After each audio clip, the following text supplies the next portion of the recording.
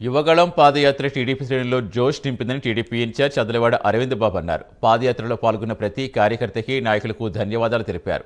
నరసరావుపేటలో TDP గెలుపు కోసం 4 ఏళ్లుగా పనిచేస్తున్నారని, వచ్చే ఎన్నికల్లో తప్పకుండా తాను ఎమ్మెల్యేగా గెలుస్తారని అరవింద్ బాబు ధీమా వ్యక్తం చేశారు.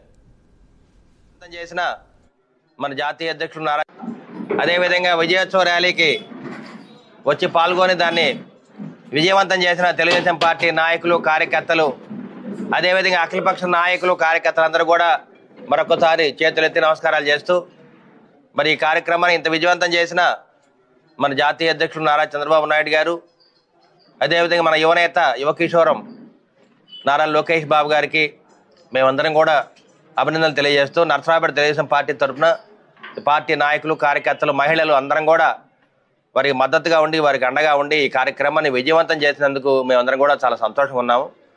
అదేవిధంగా మరి విజయనగరం జిల్లా భోగాపురం మండలం మరి యువగళం పాదయాత్ర విజయోత్సవ ర్యాలీ పెట్టినప్పుడు దాదాపు 4 నుంచి 5 లక్షల మంది మరి కార్యకర్తలుగా, నాయకులు, జనసేన నాయకులు, కార్యకర్తలు, అదేవిధంగా అఖిలపక్ష నాయకులు, కార్యకర్తలు అందరూ కూడా వచ్చి దాన్ని విజయవంతం చేసినందుకు మేమందరం కూడా ధన్యవాదాలు తెలియజేస్తున్నాము.